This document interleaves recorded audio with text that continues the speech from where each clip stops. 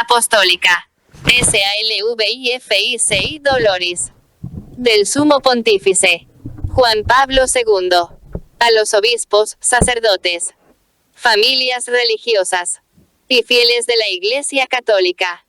Sobre el sentido cristiano del sufrimiento humano. Venerables hermanos en el episcopado. Queridos hermanos y hermanas en Cristo. Introducción. 1. Suplo en mi carne a, dice el apóstol Pablo, indicando el valor salvífico del sufrimiento a, lo que falta a las tribulaciones de Cristo por su cuerpo, que es la Iglesia. 1. Estas palabras parecen encontrarse al final del largo camino por el que discurre el sufrimiento presente en la historia del hombre e iluminado por la palabra de Dios. Ellas tienen el valor casi de un descubrimiento definitivo que va acompañado de alegría. Por ello el apóstol escribe, ahora me alegro de mis padecimientos por vosotros. 2. La alegría deriva del descubrimiento del sentido del sufrimiento. Tal descubrimiento, aunque participa en el de modo personalísimo Pablo de Tarso que escribe estas palabras, es a la vez válido para los demás. El apóstol comunica el propio descubrimiento y goza por todos aquellos a quienes puede ayudar a, como le ayudó a él mismo a penetrar en el sentido salvífico del sufrimiento. 2. El tema del sufrimiento precisamente bajo el aspecto de este sentido salvífico parece estar profundamente inserto en el contexto del año de la redención como jubileo extraordinario de la Iglesia. También esta circunstancia depone directamente en favor de la atención que debe prestarse a ello precisamente durante este período. Con independencia de este hecho, es un tema universal que acompaña al hombre a lo largo y ancho de la geografía. En cierto sentido coexiste con él en el mundo y por ello hay que volver sobre él constantemente. Aunque San Pablo ha escrito en la carta a los romanos que la creación entera hasta ahora gime y siente dolores de parto. 3. Aunque el hombre conoce bien y tiene presentes los sufrimientos del mundo animal, sin embargo lo que expresamos con la palabra sufrimiento parece ser particularmente esencial a la naturaleza del hombre. Ello es tan profundo como el hombre, precisamente porque manifiesta a su manera la profundidad propia del hombre y de algún modo la supera. El sufrimiento parece pertenecer a la trascendencia del hombre. Es uno de esos puntos en los que el hombre está en cierto sentido destinado a superarse a sí mismo, y de manera misteriosa es llamado a hacerlo. 3. Si el tema del sufrimiento debe ser afrontado de manera particular en el contexto del año de la redención, esto sucede ante todo porque la redención se ha realizado mediante la cruz de Cristo, o sea mediante su sufrimiento. Y al mismo tiempo, en el año de la redención pensamos de nuevo en la verdad expresada en la encíclica Redemptor Hominis, en Cristo cada hombre se convierte en camino de la Iglesia. 4. Se puede decir que el hombre se convierte de modo particular en camino de la Iglesia, cuando en su vida entra el sufrimiento. Esto sucede, como es sabido, en diversos momentos de la vida. Se realiza de maneras diferentes, asume dimensiones diversas. Sin embargo, de una forma o de otra, el sufrimiento parece ser, y lo es, casi inseparable de la existencia terrena del hombre. Dado pues que el hombre, a través de su vida terrena, camino en un modo o en otro por el camino del sufrimiento, la Iglesia debería, en todo tiempo, y quizá especialmente en el año de la redención, encontrarse con el hombre precisamente en este camino. La Iglesia, que nace del misterio de la redención en la cruz de Cristo, está obligada a buscar el encuentro con el hombre, de modo particular en el camino de su sufrimiento. En tal encuentro el hombre se convierte en el camino de la Iglesia, y es este uno de los caminos más importantes. 4. De aquí deriva también esta reflexión, precisamente en el año de la redención, la reflexión sobre el sufrimiento. El sufrimiento humano suscita compasión, suscita también respeto, y a su manera atemoriza. En efecto, en él está contenida la grandeza de un misterio específico. Este particular respeto por todo sufrimiento humano debe ser puesto al principio de cuanto será expuesto a continuación desde la más profunda necesidad del corazón, y también desde el profundo imperativo de la fe. En el tema del sufrimiento, estos dos motivos parecen acercarse particularmente y unirse entre sí. La necesidad del corazón nos manda vencer la timidez, y el imperativo de la fe ha formulado, por ejemplo, en las palabras de San Pablo recordadas al principio brinda el contenido, en nombre y en virtud del cual osamos tocar lo que parece en todo hombre algo tan intangible. Porque el hombre, en su sufrimiento, es un misterio intangible. 2. El mundo del sufrimiento humano. 5. Aunque en su dimensión subjetiva, como hecho personal, encerrado en el concreto e irrepetible interior del hombre, el sufrimiento parece casi inefable e intransferible, quizá al mismo tiempo ninguna otra cosa exige en su realidad objetiva, ser tratada, meditada, concebida en la forma de un explícito problema, y exige que en torno a él hagan preguntas de fondo y se busquen respuestas. Como se ve, no se trata aquí solamente de dar una descripción del sufrimiento. Hay otros criterios, que van más allá de la esfera de la descripción y que hemos de tener en cuenta, cuando queremos penetrar en el mundo del sufrimiento humano. Puede ser que la medicina, en cuanto ciencia y a la vez arte de curar, descubra en el vasto terreno del sufrimiento del hombre el sector más conocido, el identificado con mayor precisión y relativamente más compensado por los métodos del reaccionar, es decir, de la terapéutica. Sin embargo, este es solo un sector. El terreno del sufrimiento humano es mucho más vasto, mucho más variado y pluridimensional. El hombre sufre de modos diversos, no siempre considerados por la medicina, ni siquiera en sus más avanzadas ramificaciones. El sufrimiento es algo todavía más amplio que la enfermedad, más complejo y a la vez aún más profundamente enraizado en la humanidad misma. Una cierta idea de este problema nos viene de la distinción entre sufrimiento físico y sufrimiento moral. Esta distinción toma como fundamento la doble dimensión del ser humano, e indica el elemento corporal y espiritual como el inmediato o directo sujeto del sufrimiento. Aunque se puedan usar como sinónimos, hasta un cierto punto, las palabras sufrimiento y dolor, el sufrimiento físico se da cuando de cualquier manera duele el cuerpo, mientras que el sufrimiento moral es dolor del alma. Se trata, en efecto, del dolor de tipo espiritual, y no solo de la dimensión psíquica, del dolor que acompaña tanto el sufrimiento moral como el físico. La extensión y la multiformidad del sufrimiento moral no son ciertamente menores que las del físico, pero a la vez aquel aparece como menos identificado y menos alcanzable por la terapéutica. 6. La Sagrada Escritura es un gran libro sobre el sufrimiento.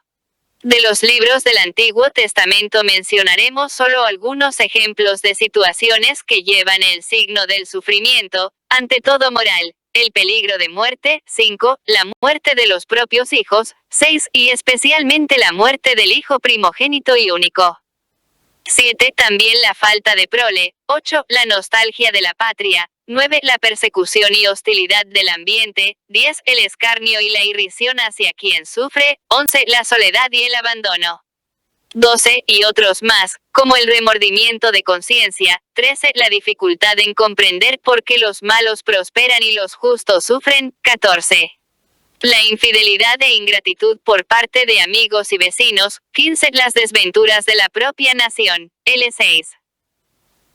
El Antiguo Testamento, tratando al hombre como un conjunto psicofísico, une con frecuencia los sufrimientos morales con el dolor de determinadas partes del organismo.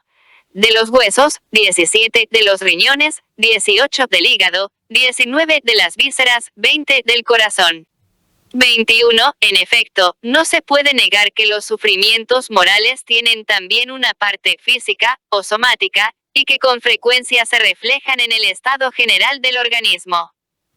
7. Como se ve a través de los ejemplos aducidos, en la Sagrada Escritura encontramos un vasto elenco de situaciones dolorosas para el hombre por diversos motivos.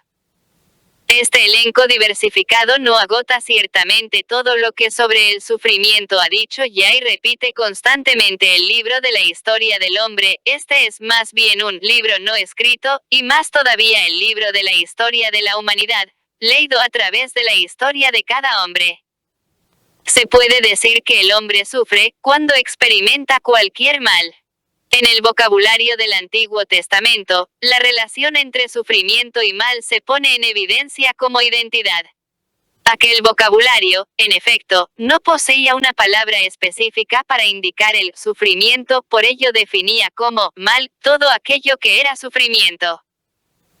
22. Solamente la lengua griega y con ella el Nuevo Testamento y las versiones griegas del Antiguo se sirven del verbo pas * igual a estoy afectado por, experimento una sensación, sufro, y gracias a él el sufrimiento no es directamente identificable con el mal objetivo, sino que expresa una situación en la que el hombre prueba el mal, y probándolo, se hace sujeto de sufrimiento. En verdad, tiene a la vez carácter activo y pasivo, de patior. Incluso cuando el hombre se procura por sí mismo un sufrimiento, cuando es el autor del mismo, ese sufrimiento queda como algo pasivo en su esencia metafísica. Sin embargo, esto no quiere decir que el sufrimiento en sentido psicológico no esté marcado por una actividad específica. Esta es, efectivamente, aquella múltiple y subjetivamente diferenciada actividad de dolor, de tristeza, de desilusión, de abatimiento o hasta de desesperación, según la intensidad del sufrimiento, de su profundidad o indirectamente según toda la estructura del sujeto que sufre y de su específica sensibilidad. Dentro de lo que constituye la forma psicológica del sufrimiento, se halla siempre una experiencia de mal, a causa del cual el hombre sufre. Así pues, la realidad del sufrimiento pone una pregunta sobre la esencia del mal, ¿qué es el mal? Esta pregunta parece inseparable, en cierto sentido, del tema del sufrimiento. La respuesta cristiana a esa pregunta es distinta de la que dan algunas tradiciones culturales y religiosas, que creen que la existencia es un mal del cual hay que liberarse. El cristianismo proclama el esencial bien de la existencia y el bien de lo que existe, profesa la bondad del Creador y proclama el bien de las criaturas. El hombre sufre a causa del mal, que es una cierta falta, limitación o distorsión del bien. Se podría decir que el hombre sufre a causa de un bien del que él no participa, del cual es en cierto modo excluido o del que él mismo se ha privado. Sufre en particular cuando debería tener parte A, en circunstancias normales A, en este bien y no lo tiene. Así pues, en el concepto cristiano la realidad del sufrimiento se explica por medio del mal que está siempre referido, de algún modo, a un bien. 8. El sufrimiento humano constituye en sí mismo casi un específico mundo que existe junto con el hombre, que aparece en él y pasa, o a veces no pasa, pero se consolida y se profundiza en él.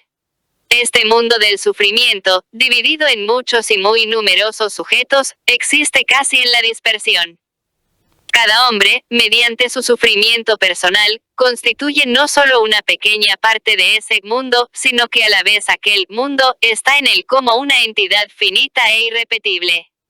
Unida a ello está, sin embargo, la dimensión interpersonal y social. El mundo del sufrimiento posee como una cierta compatibilidad propia. Los hombres que sufren se hacen semejantes entre sí a través de la analogía de la situación, la prueba del destino o mediante la necesidad de comprensión y atenciones, quizá sobre todo mediante la persistente pregunta acerca del sentido de tal situación. Por ello, aunque el mundo del sufrimiento exista en la dispersión, al mismo tiempo contiene en sí un singular desafío a la comunión y la solidaridad. Trataremos de seguir también esa llamada en estas reflexiones. Pensando en el mundo del sufrimiento en su sentido personal y a la vez colectivo, no es posible, finalmente, dejar de notar que tal mundo, en algunos períodos de tiempo y en algunos espacios de la existencia humana, parece que se hace particularmente denso. Esto sucede, por ejemplo, en casos de calamidades naturales, de epidemias, de catástrofes y cataclismos o de diversos flagelos sociales. Pensemos, por ejemplo, en el caso de una mala cosecha y, como consecuencia del mismo o de otras diversas causas en el drama del hambre. Pensemos, finalmente, en la guerra. Hablo de ella de modo especial. Habla de las dos últimas guerras mundiales, de las que la segunda ha traído consigo un cúmulo todavía mayor de muerte y un pesado acervo de sufrimientos humanos.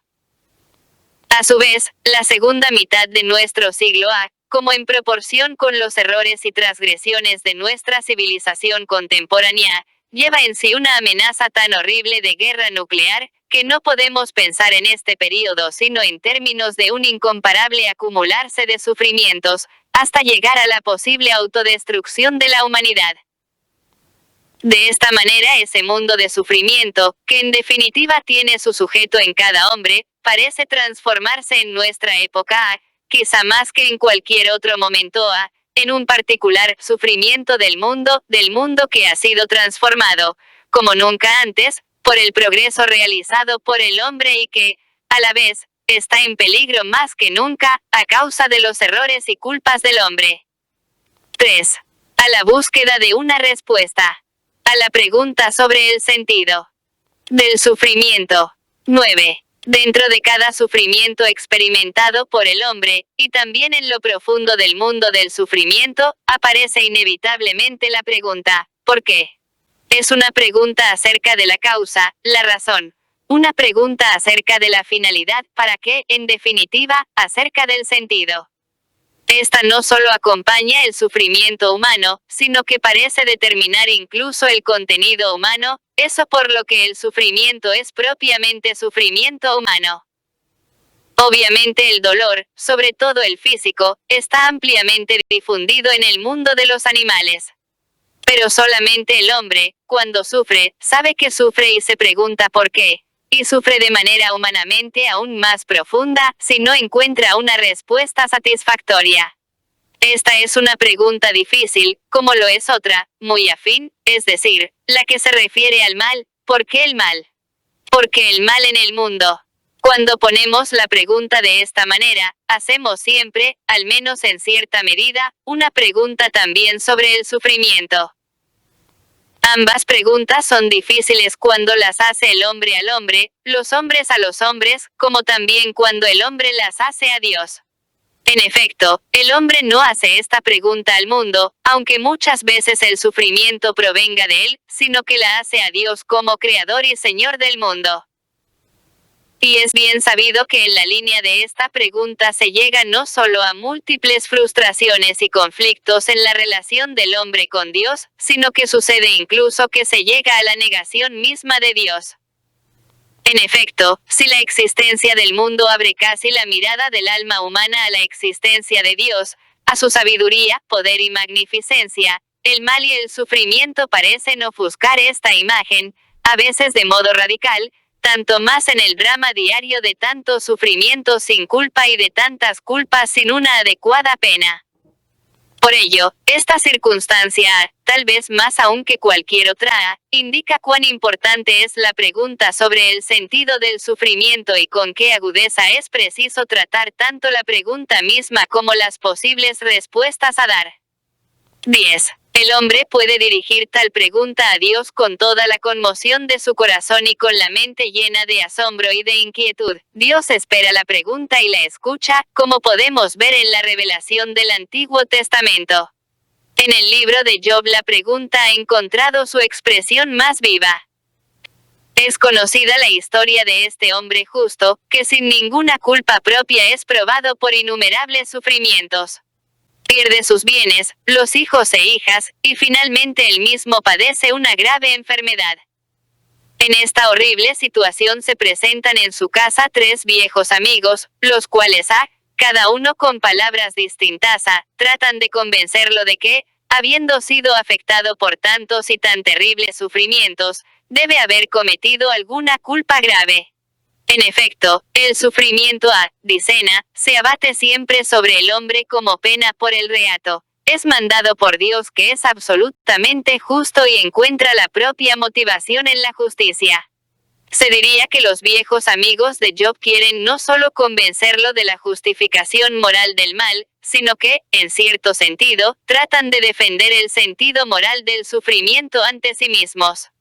El sufrimiento, para ellos, puede tener sentido exclusivamente como pena por el pecado y, por tanto, solo en el campo de la justicia de Dios, que paga bien con bien y mal con mal. Su punto de referencia en este caso es la doctrina expresada en otros libros del Antiguo Testamento, que nos muestran el sufrimiento como pena infligida por Dios a causa del pecado de los hombres. El Dios de la revelación es legislador y juez en una medida tal que ninguna autoridad temporal puede hacerlo. El Dios de la revelación, en efecto, es ante todo el creador, de quien, junto con la existencia, proviene el bien esencial de la creación. Por tanto, también la violación consciente y libre de este bien por parte del hombre es no solo una transgresión de la ley, sino, a la vez, una ofensa al Creador, que es el primer legislador. Tal transgresión tiene carácter de pecado, según el sentido exacto, es decir, bíblico y teológico de esta palabra. Al mal moral del pecado corresponde el castigo, que garantiza el orden moral en el mismo sentido trascendente, en el que este orden es establecido por la voluntad del Creador y Supremo Legislador. De ahí deriva también una de las verdades fundamentales de la fe religiosa, basada asimismo en la revelación. O sea que Dios es un juez justo, que premia el bien y castiga el mal. Señor, eres justo en cuanto has hecho con nosotros, y todas tus obras son verdad, y rectos tus caminos, y justos todos tus juicios. Y has juzgado con justicia en todos tus juicios, en todo lo que has traído sobre nosotros. Con juicio justo has traído todos estos males a causa de nuestros pecados. 23. En la opinión manifestada por los amigos de Job, se expresa una convicción que se encuentra también en la conciencia moral de la humanidad. El orden moral objetivo requiere una pena por la transgresión, por el pecado y por el reato. El sufrimiento aparece, bajo este punto de vista, como un mal justificado. La convicción de quienes explican el sufrimiento como castigo del pecado, halla su apoyo en el orden de la justicia, y corresponde con la opinión expresada por uno de los amigos de Job, por lo que siempre vi, los que harán la iniquidad y siembran la desventura, la cosechan. 24. 11. Job, sin embargo, contesta la verdad del principio que identifica el sufrimiento con el castigo del pecado y lo hace en base a su propia experiencia. En efecto, él es consciente de no haber merecido tal castigo, más aún, expone el bien que ha hecho a lo largo de su vida. Al final Dios mismo reprocha a los amigos de Job por sus acusaciones y reconoce que Job no es culpable. El suyo es el sufrimiento de un inocente, debe ser aceptado como un misterio que el hombre no puede comprender a fondo con su inteligencia. El libro de Job no desvirtúa las bases del orden moral trascendente, fundado en la justicia, como las propone toda la revelación en la antigua y en la nueva alianza. Pero, a la vez, el libro demuestra con toda claridad que los principios de este orden no se pueden aplicar de manera exclusiva y superficial. Si es verdad que el sufrimiento tiene un sentido como castigo cuando está unido a la culpa, no es verdad, por el contrario, que todo sufrimiento sea consecuencia de la culpa y tenga carácter de castigo. La figura del justo Job es una prueba elocuente en el Antiguo Testamento. La revelación, palabra de Dios mismo, pone con toda claridad el problema del sufrimiento del hombre inocente, el sufrimiento sin culpa. Job no ha sido castigado, no había razón para infligirle una pena, aunque haya sido sometido a una prueba durísima. En la introducción del libro aparece que Dios permitió esta prueba por provocación de Satanás. Este, en efecto, puso en duda ante el Señor la justicia de Job. ¿Acaso teme Job a Dios en balde? Has bendecido el trabajo de sus manos, y sus ganados se esparcen por el país. Pero extiende tu mano y tócalo en lo suyo, veremos si no te maldice en tu rostro. 25. Si el Señor consiente en probar a Job con el sufrimiento, lo hace para demostrar su justicia. El sufrimiento tiene carácter de prueba. El libro de Job no es la última palabra de la revelación sobre este tema. En cierto modo es un anuncio de la pasión de Cristo. Pero ya en sí mismo es un argumento suficiente para que la respuesta a la pregunta sobre el sentido del sufrimiento no esté unida sin reservas al orden moral, basado solo en la justicia. Si tal respuesta tiene una fundamental y trascendente razón y validez, a la vez se presenta no solo como insatisfactoria en casos semejantes al del sufrimiento del justo Job, sino que más bien parece rebajar y empobrecer el concepto de justicia que encontramos en la revelación. 12. El libro de Job pone de modo perspicaz el porqué del sufrimiento. Muestra también que éste alcanza al inocente, pero no da todavía la solución al problema. Ya en el Antiguo Testamento notamos una orientación que tiende a superar el concepto según el cual el sufrimiento tiene sentido únicamente como castigo por el pecado, en cuanto se subraya a la vez el valor educativo de la pena sufrimiento. Así pues, en los sufrimientos infligidos por Dios al pueblo elegido está presente una invitación de su misericordia, la cual corrige para llevar a la conversión. Los castigos no vienen para la destrucción sino para la corrección de nuestro pueblo. 26. Así se afirma la dimensión personal de la pena. Según esta dimensión, la pena tiene sentido no solo porque sirve para pagar el mismo mal objetivo de la transgresión con otro mal, sino ante todo porque crea la posibilidad de reconstruir el bien en el mismo sujeto que sufre. Este es un aspecto importantísimo del sufrimiento. Está arraigado profundamente en toda la revelación de la antigua y, sobre todo, de la nueva alianza. El sufrimiento debe servir para la conversión, es decir, para la reconstrucción del bien en el sujeto, que puede reconocer la misericordia divina en esta llamada a la penitencia. La penitencia tiene como finalidad superar el mal, que bajo diversas formas está latente en el hombre, y consolidar el bien tanto en uno mismo como en su relación con los demás y, sobre todo, con Dios. 13. Pero para poder percibir la verdadera respuesta al porqué del sufrimiento, tenemos que volver nuestra mirada a la revelación del amor divino, fuente última del sentido de todo lo existente. El amor es también la fuente más rica sobre el sentido del sufrimiento, que es siempre un misterio. Somos conscientes de la insuficiencia e inadecuación de nuestras explicaciones. Cristo nos hace entrar en el misterio y nos hace descubrir el porqué del sufrimiento, en cuanto somos capaces de comprender la sublimidad del amor divino. Para hallar el sentido profundo del sufrimiento, siguiendo la palabra revelada de Dios, hay que abrirse ampliamente al sujeto humano en sus múltiples potencialidades. Sobre todo, hay que acoger la luz de la revelación, no solo en cuanto expresa el orden trascendente de la justicia, sino en cuanto ilumina este orden con el amor como fuente definitiva de todo lo que existe. El amor es también la fuente más plena de la respuesta a la pregunta sobre el sentido del sufrimiento. Esta pregunta ha sido dada por Dios al hombre en la cruz de Jesucristo. V. Jesucristo. El sufrimiento vencido por el amor. 14. Porque tanto amó Dios al mundo, que le dio su unigénito Hijo, para que todo el que crea en él no perezca, sino que tenga la vida eterna. 27. Estas palabras, pronunciadas por Cristo en el coloquio con Nicodemo, nos introducen al centro mismo de la acción salvífica de Dios. Ellas manifiestan también la esencia misma de la soterología cristiana, es decir, de la teología de la salvación. Salvación significa liberación del mal, y por ello está en estrecha relación con el problema del sufrimiento. Según las palabras dirigidas a Nicodemo, Dios da su Hijo al mundo para librar al hombre del mal, que lleva en sí la definitiva y absoluta perspectiva del sufrimiento. Contemporáneamente, la misma palabra dio indica que esta liberación debe ser realizada por el Hijo unigénito mediante su propio sufrimiento. Y en ello se manifiesta el amor infinito, tanto de ese Hijo unigénito como del Padre, que por eso da a su Hijo.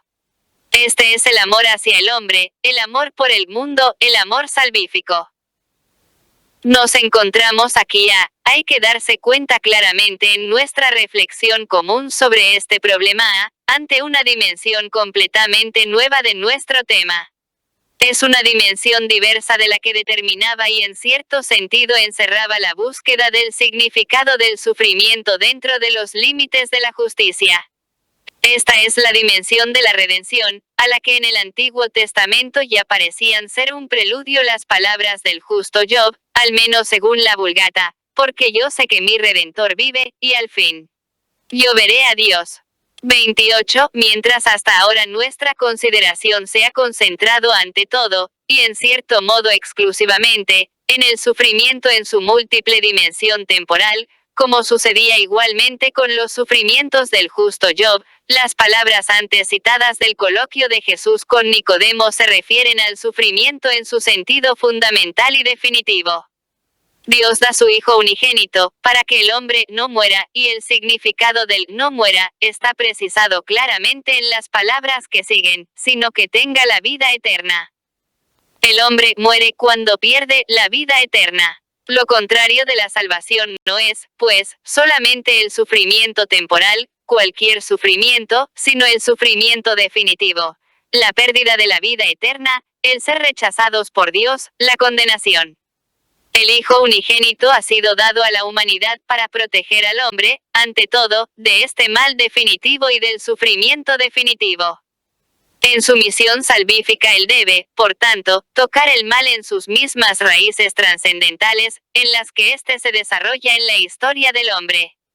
Estas raíces trascendentales del mal están fijadas en el pecado y en la muerte. En efecto, estas se encuentran en la base de la pérdida de la vida eterna. La misión del Hijo unigénito consiste en vencer el pecado y la muerte. Él vence el pecado con su obediencia hasta la muerte, y vence la muerte con su resurrección.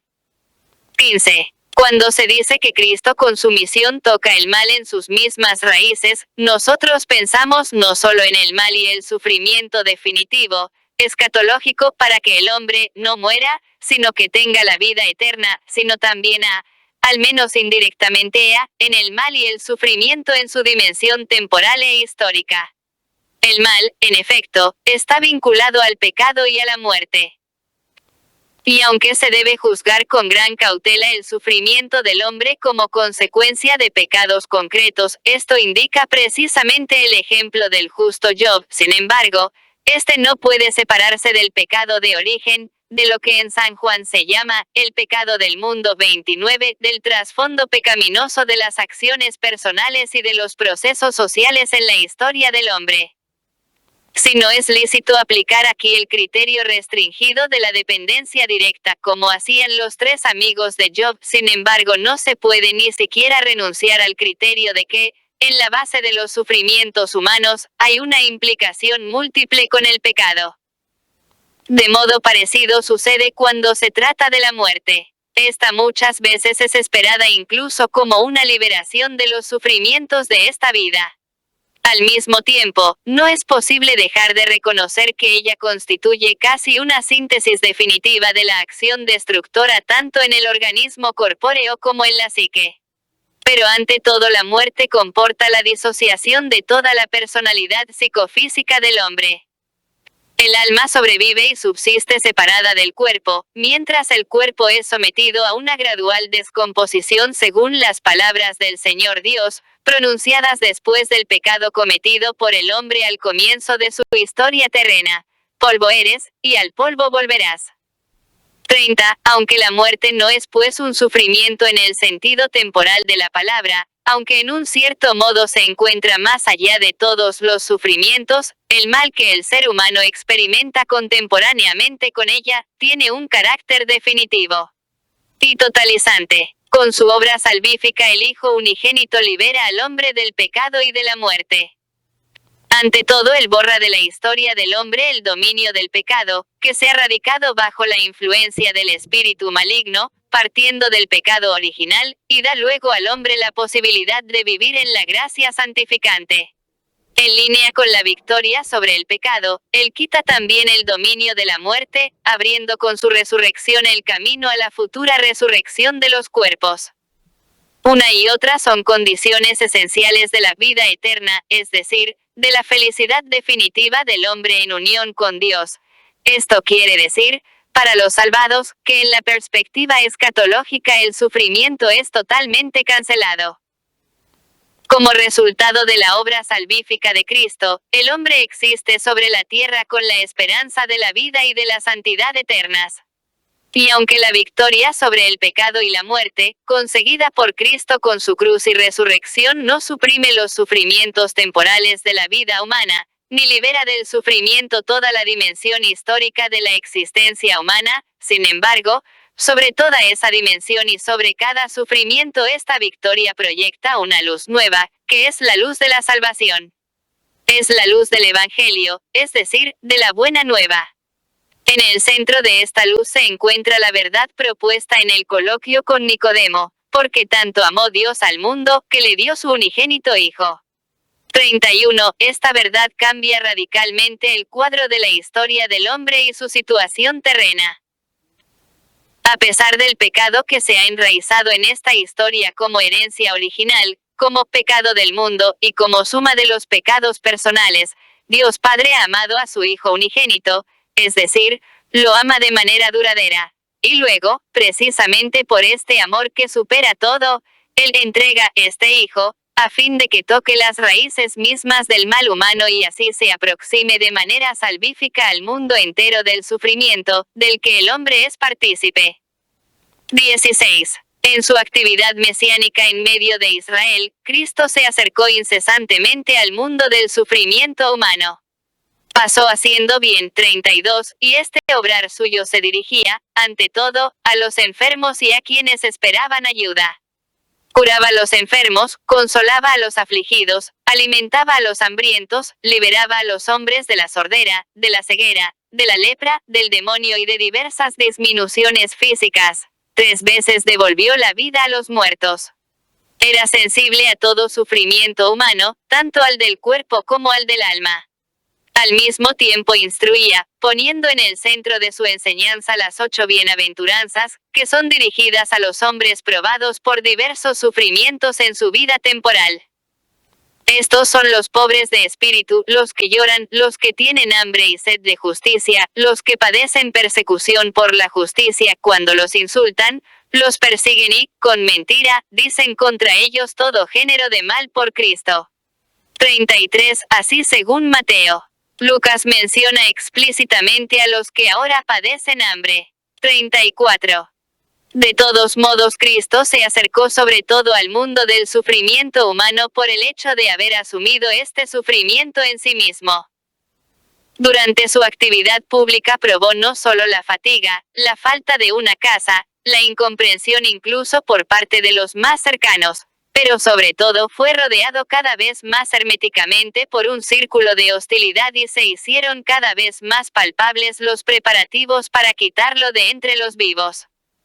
Cristo era consciente de esto y muchas veces hablaba a sus discípulos de los sufrimientos y de la muerte que le esperaban. Subimos a Jerusalén, y el Hijo del Hombre será entregado a los príncipes de los sacerdotes y a los escribas, que lo condenarán a muerte y le entregarán a los gentiles, y se burlarán de él y le escupirán, y le azotarán y le darán muerte, pero a los 3 días resucitará.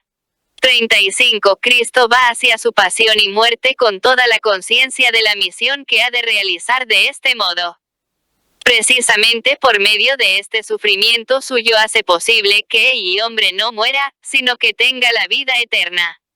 Precisamente por medio de su cruz debe tocar las raíces del mal, plantadas en la historia del hombre y en las almas humanas. Precisamente por medio de su cruz debe cumplir la obra de la salvación. Esta obra, en el designio del amor eterno, tiene un carácter redentor. Por eso Cristo reprende severamente a Pedro, cuando quiere hacerle abandonar los pensamientos sobre el sufrimiento y sobre la muerte de cruz. 36. Y cuando el mismo Pedro, durante la captura en Getsemaní, intenta defenderlo con la espada, Cristo le dice, vuelve tu espada a su lugar. Como van a cumplirse las escrituras, de que así conviene que sea. Punto paréntesis que abre. 37, y además añade, el cáliz que me dio mi Padre, no he de beberlo. Punto paréntesis que abre. 38, esta respuesta a, como otras que encontramos en diversos puntos del Evangelio, muestra cuán profundamente Cristo estaba convencido de lo que había expresado en la conversación con Nicodemo. Porque tanto amó Dios al mundo, que le dio su unigénito Hijo, para que todo el que crea en él no perezca, sino que tenga la vida eterna. 39. Cristo se encamina hacia su propio sufrimiento, consciente de su fuerza salvífica, va obediente hacia el Padre, pero ante todo está unido al Padre en el amor con el cual él ha amado el mundo y al hombre en él. Mundo. Por esto San Pablo escribirá de Cristo, me amó y se entregó por mí. 40. 17. Las escrituras tenían que cumplirse. Eran muchos los testigos mesiánicos del Antiguo Testamento que anunciaban los sufrimientos del futuro ungido de Dios. Particularmente conmovedor entre todos es el que solemos llamar el cuarto poema del siervo de Yahvé, contenido en el libro de Isaías. El profeta, al que justamente se le llama el quinto evangelista, presenta en este poema la imagen de los sufrimientos del siervo con un realismo tan agudo como si lo viera con sus propios ojos, con los del cuerpo y del espíritu. La pasión de Cristo resulta, a la luz de los versículos de Isaías, casi aún más expresiva y conmovedora que en las descripciones de los mismos evangelistas. He aquí cómo se presenta ante nosotros el verdadero varón de dolores. No hay en él parecer, no hay hermosura, para que le miremos. Despreciado y abandonado de los hombres. Varón de dolores y familiarizado con el sufrimiento. Y como uno ante el cual se oculta el rostro. Menospreciado sin que le tengamos en cuenta. Pero fue él ciertamente quien soportó nuestros sufrimientos. Y cargó con nuestros dolores. Mientras que nosotros le tuvimos por castigado. Herido por Dios y abatido. Fue traspasado por nuestras iniquidades. Y molido por nuestros pecados. El castigo de nuestra paz fue sobre él. Y en sus llagas hemos sido curados. Todos nosotros andábamos errantes como ovejas. Siguiendo cada uno su camino. Y Yahvé cargó sobre él la iniquidad de todos nosotros. 41. El poema del siervo doliente contiene una descripción en la que se pueden identificar, en un cierto sentido, los momentos de la pasión de Cristo en sus diversos particulares. La detención, la humillación, las bofetadas, los salivazos, el vilipendio de la dignidad misma del prisionero, el juicio injusto, la flagelación, la coronación de espinas y el escarnio, el camino con la cruz, la crucifixión y la agonía. Más aún que esta descripción de la pasión nos impresiona en las palabras del profeta la profundidad del sacrificio de Cristo. Él, aunque inocente, se carga con los sufrimientos de todos los hombres, porque se carga con los pecados de todos. Yahvé cargó sobre él la iniquidad de todos, todo el pecado del hombre en su extensión y profundidad es la verdadera causa del sufrimiento del Redentor. Si el sufrimiento es medido con el mal sufrido, entonces las palabras del profeta permiten comprender la medida de este mal y de este sufrimiento, con el que Cristo se cargó. Puede decirse que este es sufrimiento sustitutivo, pero sobre todo es redentor. El varón de dolores de aquella profecía es verdaderamente aquel Cordero de Dios, que quita el pecado del mundo. 42. En su sufrimiento los pecados son borrados precisamente porque él únicamente, como Hijo unigénito, pudo cargarlos sobre sí, asumirlos con aquel amor hacia el Padre que supera el mal de todo pecado. En un cierto sentido aniquila este mal en el ámbito espiritual de las relaciones entre Dios y la humanidad, y llena este espacio con el bien. Encontramos aquí la dualidad de naturaleza de un único sujeto personal del sufrimiento redentor. Aquel que con su pasión y muerte en la cruz realiza la redención, es el Hijo unigénito que Dios dio. Y al mismo tiempo este Hijo de la misma naturaleza que el Padre, sufre como hombre. Su sufrimiento tiene dimensiones humanas, tiene también una profundidad e intensidad únicas en la historia de la humanidad, que, aun siendo humanas, pueden tener también una incomparable profundidad e intensidad de sufrimiento, en cuanto que el hombre que sufre es en persona el mismo Hijo unigénito, Dios de Dios. Por lo tanto, solamente Él el Hijo unigénito A, es capaz de abarcar la medida del mal contenida en el pecado del hombre, en cada pecado y en el pecado total, según las dimensiones de la existencia histórica de la humanidad sobre la tierra. 18. Puede afirmarse que las consideraciones anteriores nos llevan ya directamente a Getsemaní y al Gólgota, donde se cumplió el poema del siervo doliente, contenido en el libro de Isaías. Antes de llegar allí, leamos los versículos sucesivos del poema, que dan una anticipación profética de la pasión del Getsemaní y del Gólgota. El siervo doliente A, y esto a su vez es esencial para un análisis de la pasión de Cristo A, se carga con aquellos sufrimientos, de los que se ha hablado, de un modo completamente voluntario. Maltratado, mas él se sometió. No abrió la boca, como cordero llevado al matadero. Como oveja muda ante los trasquiladores. Fue arrebatado por un juicio inicuo, sin que nadie defendiera su causa. Pues fue arrancado de la tierra de los vivientes, y herido de muerte por el crimen de su pueblo. Dispuesta estaba entre los impíos su sepultura, y fue en la muerte igualado a los malhechores, a pesar de no haber cometido maldad, ni haber mentira en su boca. 43. Cristo sufre voluntariamente y sufre inocentemente. Acoge con su sufrimiento aquel interrogante que, puesto muchas veces por los hombres, ha sido expresado, en un cierto sentido, de manera radical en el libro de Job. Sin embargo, Cristo no solo lleva consigo la misma pregunta, y esto de una manera todavía más radical, ya que él no es solo un hombre como Job, sino el unigénito Hijo de Dios, pero lleva también el máximo de la posible respuesta a este interrogante. La respuesta emerge, se podría decir, de la misma materia de la que está formada la pregunta. Cristo da la respuesta al interrogante sobre el sufrimiento y sobre el sentido del mismo, no solo con sus enseñanzas, es decir, con la buena nueva, sino ante todo con su propio sufrimiento, el cual está integrado de una manera orgánica e indisoluble con las enseñanzas de la buena nueva. Esta es la palabra última y sintética de esta enseñanza, la doctrina de la cruz, como dirá un día San Pablo. 44. Esta doctrina de la cruz llena con una realidad definitiva la imagen de la antigua profecía. Muchos lugares, muchos discursos durante la predicación pública de Cristo atestiguan cómo él acepta ya desde el inicio este sufrimiento, que es la voluntad del Padre para la salvación del mundo. Sin embargo, la oración en Getsemaní tiene aquí una importancia decisiva. Las palabras, Padre mío, si es posible, pase de mí este cáliz, sin embargo, no se haga como yo quiero, sino como quieres tú. 45, y a continuación, Padre mío, si esto no puede pasar sin que yo lo beba, hágase tu voluntad. 46 tienen una pluriforme elocuencia. Prueban la verdad de aquel amor, que el Hijo unigénito da al Padre en su obediencia. Al mismo tiempo, demuestran la verdad de su sufrimiento. Las palabras de la oración de Cristo en Getsemaní prueban la verdad del amor mediante la verdad del sufrimiento.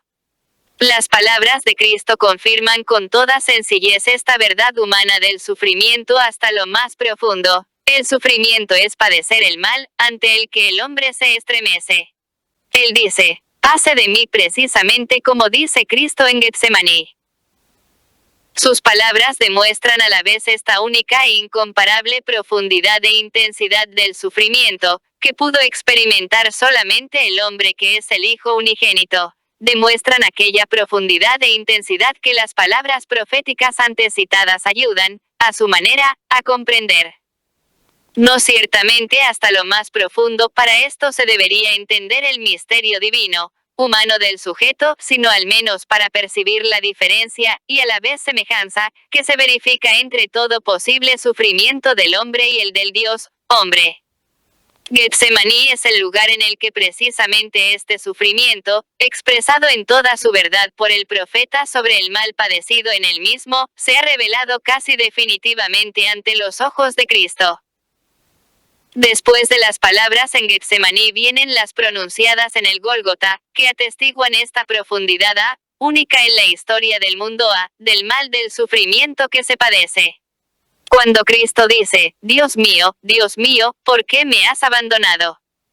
Sus palabras no son solo expresión de aquel abandono que varias veces se hacía sentir en el Antiguo Testamento, especialmente en los Salmos y concretamente en el Salmo 22-21, del que proceden las palabras citadas. 47. Puede decirse que estas palabras sobre el abandono nacen en el terreno de la inseparable unión del Hijo con el Padre, y nacen porque el Padre cargó sobre él la iniquidad de todos nosotros. 48. Y sobre la idea de lo que dirá San Pablo. A quien no conoció el pecado, le hizo pecado por nosotros. 49. Junto con este horrible peso, midiendo todo el mal de dar las espaldas a Dios, contenido en el pecado, Cristo, mediante la profundidad divina de la unión filial con el Padre, percibe de manera humanamente inexplicable este sufrimiento que es la separación, el rechazo del Padre, la ruptura con Dios. Pero precisamente mediante tal sufrimiento Él realiza la redención, y expirando puede decir, todo está acabado. 50. Puede decirse también que se ha cumplido la Escritura, que han sido definitivamente hechas realidad las palabras del citado poema del siervo doliente, quiso Yahvé quebrantarlo con padecimientos. 51. El sufrimiento humano ha alcanzado su culmen en la pasión de Cristo. Y a la vez está entrado en una dimensión completamente nueva y en un orden nuevo. Ha sido unida al amor, a aquel amor del que Cristo hablaba a Nicodemo, a aquel amor que crea el bien, sacándolo incluso del mal, sacándolo por medio del sufrimiento, así como el bien supremo de la redención del mundo ha sido sacado de la cruz de Cristo, y de ella toma constantemente su arranque. La cruz de Cristo se ha convertido en una fuente de la que brotan ríos de agua viva. 52. En ella debemos plantearnos también el interrogante sobre el sentido del sufrimiento, y leer hasta el final la respuesta a tal interrogante. V. Partícipes en los sufrimientos de Cristo. 19. El mismo poema del siervo doliente del libro de Isaías nos conduce precisamente, a través de los versículos sucesivos, en la dirección de este interrogante y de esta respuesta. Ofreciendo su vida en sacrificio por el pecado. Verá descendencia que prolongará sus días. Y el deseo de Yahvé prosperará en sus manos. Por la fatiga de su alma verá. Y se saciará de su conocimiento. El justo, mi siervo, justificará a muchos. Y cargará con las iniquidades de ellos. Por eso yo le daré por parte suya muchedumbres. Y dividirá la presa con los poderosos. Por haberse entregado a la muerte, y haber sido contado entre los pecadores, llevando sobre sí los pecados de muchos, e intercediendo por los pecadores. 53. Puede afirmarse que junto con la pasión de Cristo todo sufrimiento humano se ha encontrado en una nueva situación. Parece como si Job la hubiera presentido cuando dice, yo sé en efecto que mi Redentor vive. 54. Y como si hubiese encaminado hacia ella su propio sufrimiento, el cual, sin la redención, no hubiera podido revelarle la plenitud de su significado. En la cruz de Cristo no solo se ha cumplido la redención mediante el sufrimiento, sino que el mismo sufrimiento humano ha quedado redimido. Cristo ha, sin culpa alguna propia, cargó sobre sí el mal total del pecado. La experiencia de este mal determinó la medida incomparable de sufrimiento de Cristo que se convirtió en el precio de la redención. De esto habla el poema del siervo doliente en Isaías.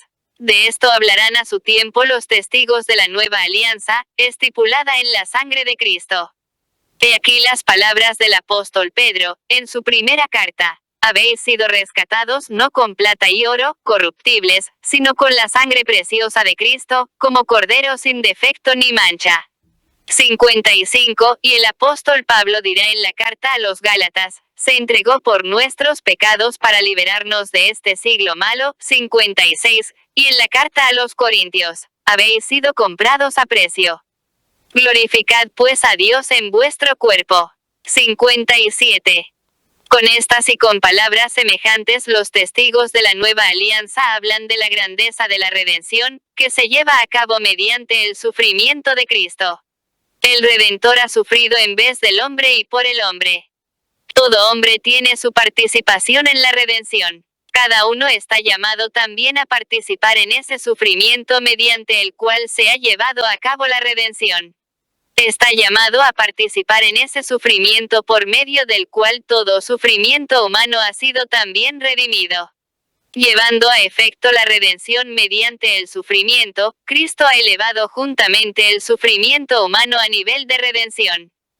Consiguientemente, todo hombre, en su sufrimiento, puede hacerse también partícipe del sufrimiento redentor de Cristo.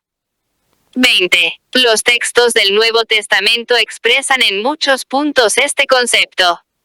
En la segunda carta a los Corintios escribe el apóstol: en todo apremiados, pero no acosados, perplejos, pero no desconcertados, perseguidos, pero no abandonados, abatidos, pero no aniquilados, llevando siempre en el cuerpo la muerte de Cristo, para que la vida de Jesús se manifieste en nuestro tiempo. Mientras vivimos estamos siempre entregados a la muerte por amor de Jesús, para que la vida de Jesús se manifieste también en nuestra carne mortal. Sabiendo que quien resucitó al Señor Jesús, también con Jesús nos resucitará. 58. San Pablo habla de diversos sufrimientos y en particular de los que se hacían partícipes los primeros cristianos a causa de Jesús. Tales sufrimientos permiten a los destinatarios de la carta participar en la obra de la redención, llevada a cabo mediante los sufrimientos y la muerte del Redentor. La elocuencia de la cruz y de la muerte es completada, no obstante, por la elocuencia de la resurrección. El hombre halla en la resurrección una luz completamente nueva, que lo ayuda a abrirse camino a través de la densa oscuridad de las humillaciones, de las dudas, de la desesperación y de la persecución. De ahí que el apóstol escriba también en la misma carta a los Corintios: porque así como abundan en nosotros los padecimientos de Cristo, así por Cristo abunda nuestra consolación. 59. En otros lugares se dirige a sus destinatarios con palabras de ánimo: el Señor enderece vuestros corazones en la caridad de Dios y en la paciencia de Cristo. 60. Y en la carta a los romanos: os ruego, pues, hermanos, por la misericordia de Dios, que ofrezcáis vuestros cuerpos como hostia viva, santa y grata a Dios. Este es vuestro culto racional. 61. La participación misma en los padecimientos de Cristo halla en estas expresiones apostólicas casi una doble dimensión. Si un hombre se hace partícipe de los sufrimientos de Cristo, esto acontece porque Cristo ha abierto su sufrimiento al hombre, porque él mismo en su sufrimiento redentor se ha hecho en cierto sentido partícipe de todos los sufrimientos humanos. El hombre, al descubrir por la fe el sufrimiento redentor de Cristo, descubre al mismo tiempo en él sus propios sufrimientos, los revive mediante la fe, enriquecidos con un nuevo contenido y con un nuevo significado. Este descubrimiento dictó a San Pablo palabras particularmente fuertes en la carta a los Gálatas: estoy crucificado con Cristo y ya no vivo yo, es Cristo quien vive en mí. Y aunque al presente vivo en carne, vivo en la fe del Hijo de Dios, que me amó y se entregó por mí. 62. La fe permite al autor de estas palabras conocer el amor que condujo a Cristo a la cruz. Y si amó de este modo, sufriendo y muriendo, entonces por su padecimiento y su muerte vive en aquel al que amó así, vive en el hombre, en Pablo. Y viviendo en él a medida que Pablo, consciente de ello mediante la fe, responde con el amor a su amor a Cristo, se une a sí mismo de modo especial al hombre, a Pablo, mediante la cruz. Esta unión ha sugerido a Pablo, en la misma carta a los Gálatas, palabras no menos fuertes: cuanto a mí, jamás me gloriaré a no ser en la cruz de nuestro Señor Jesucristo, por quien el mundo está crucificado para mí y yo para el mundo. 63. 21. La cruz de Cristo arroja de modo muy penetrante luz salvífica sobre la vida del hombre y, concretamente, sobre su sufrimiento, porque mediante la fe lo alcanza junto con la resurrección. El misterio de la pasión está incluido en el misterio pascual. Los testigos de la pasión de Cristo son a la vez testigos de su resurrección. Escribe San Pablo: para conocerle a Él y el poder de su resurrección y la participación en sus padecimientos, conformándome a Él en su muerte por si logro alcanzar la resurrección de los muertos. 64. Verdaderamente el apóstol experimentó antes la fuerza de la resurrección de Cristo en el camino de Damasco, y solo después, en esta luz pascual, llegó a la participación en sus padecimientos de la que habla, por ejemplo, en la carta a los Gálatas. La vía de Pablo es claramente pascual. La participación en la cruz de Cristo se realiza a través de la experiencia del resucitado, y por tanto mediante una especial participación en la resurrección. Por esto, incluso en la expresión del apóstol sobre el tema del sufrimiento aparece a menudo el motivo de la gloria, a la que da inicio la cruz de Cristo. Los testigos de la cruz y de la resurrección estaban convencidos de que por muchas tribulaciones nos es preciso entrar en el reino de Dios. 65. Y Pablo, escribiendo a los tesalonicenses, dice: nos gloriamos nosotros mismos de vosotros, por vuestra paciencia y vuestra fe en todas vuestras persecuciones y en las tribulaciones que soportáis. Todo esto es prueba del justo juicio de Dios, para que seáis tenidos por dignos del reino de Dios, por el cual padecéis. 66. Así pues, la participación en los sufrimientos de Cristo es, al mismo tiempo, sufrimiento por el reino de Dios. A los ojos del Dios justo, ante su juicio, cuantos participan en los sufrimientos de Cristo se hacen dignos de este reino. Mediante sus sufrimientos, estos devuelven en un cierto sentido el infinito precio de la pasión y de la muerte de Cristo, que fue el precio de nuestra redención. Con este precio el reino de Dios ha sido nuevamente consolidado en la historia del hombre, llegando a ser la perspectiva definitiva de su existencia terrena. Cristo nos ha introducido en este reino mediante su sufrimiento. Y también mediante el sufrimiento maduran para el mismo reino los hombres, envueltos en el misterio de la redención de Cristo. 22. A la perspectiva del reino de Dios está unida la esperanza de aquella gloria, cuyo comienzo está en la cruz de Cristo. La resurrección ha revelado esta gloria, la gloria escatológica, que en la cruz de Cristo estaba completamente ofuscada por la inmensidad del sufrimiento. Quienes participan en los sufrimientos de Cristo están también llamados, mediante sus propios sufrimientos, a tomar parte en la gloria. Pablo expresa esto en diversos puntos. Escribe a los romanos: somos coherederos de Cristo, supuesto que padezcamos con Él para ser con Él glorificados. Tengo por cierto que los padecimientos del tiempo presente no son nada en comparación con la gloria que ha de manifestarse en nosotros.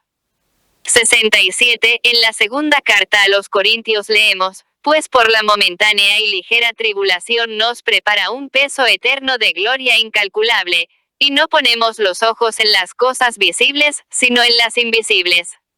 68. El apóstol Pedro expresará esta verdad en las siguientes palabras de su primera carta: antes habéis de alegraros en la medida en que participáis en los padecimientos de Cristo, para que en la revelación de su gloria exultéis de gozo. 69.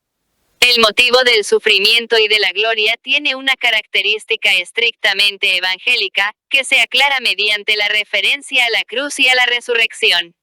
La resurrección es ante todo la manifestación de la gloria, que corresponde a la elevación de Cristo por medio de la cruz. En efecto, si la cruz ha sido a los ojos de los hombres la expoliación de Cristo, al mismo tiempo esta ha sido a los ojos de Dios su elevación.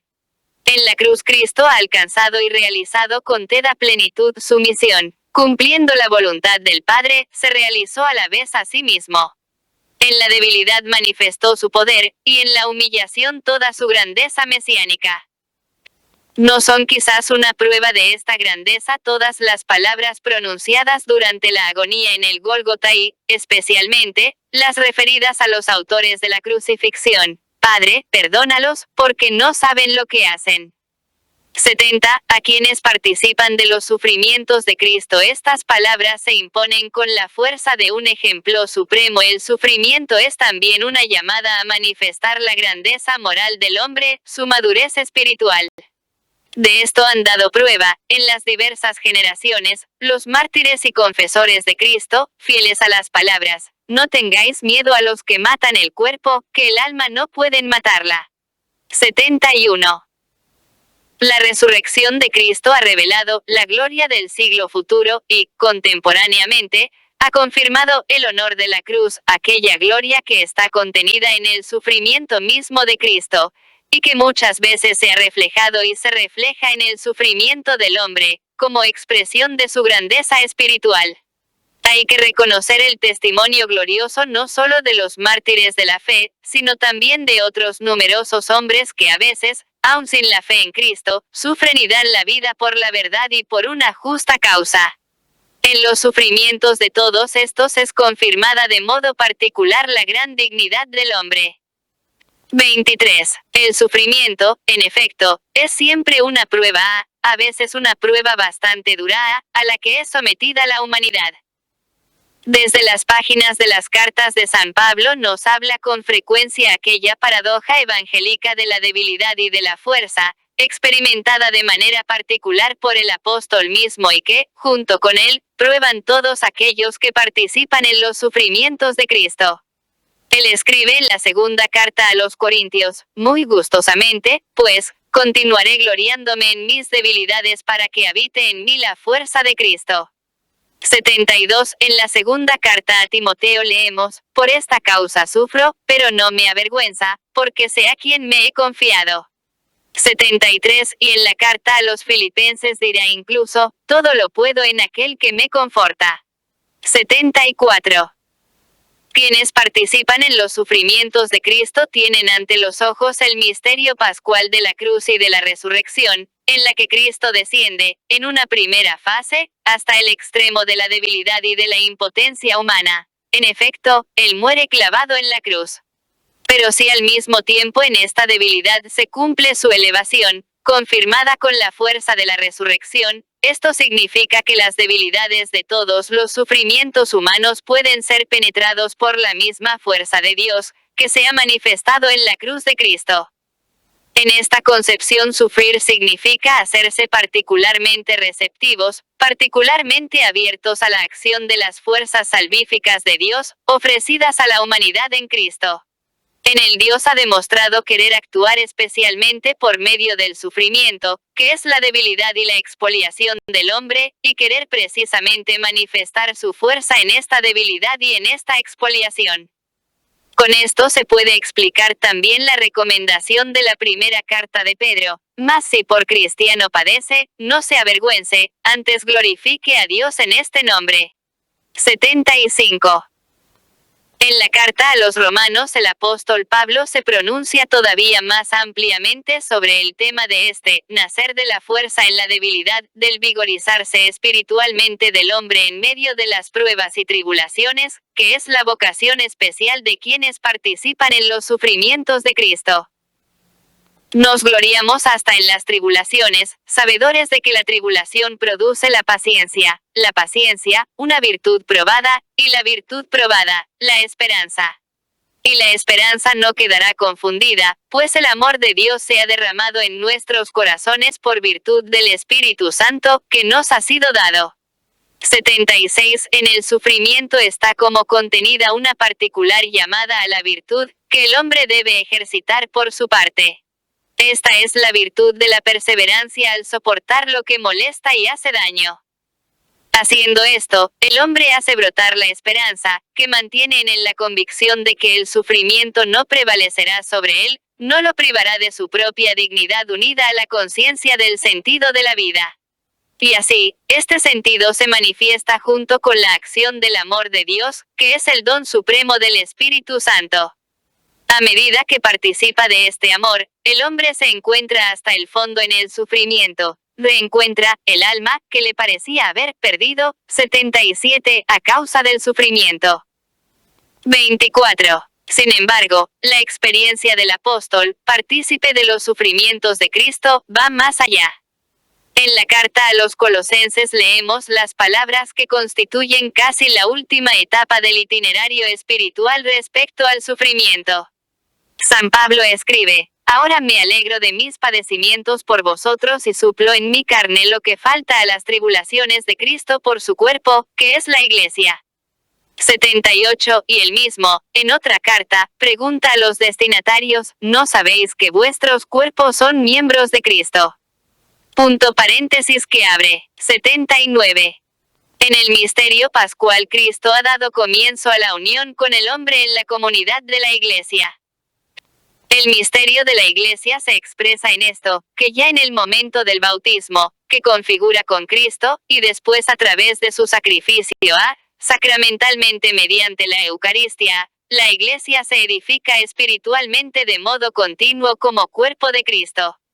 En este cuerpo Cristo quiere estar unido con todos los hombres, y de modo particular está unido a los que sufren. Las palabras citadas de la carta a los Colosenses testimonian el carácter excepcional de esta unión.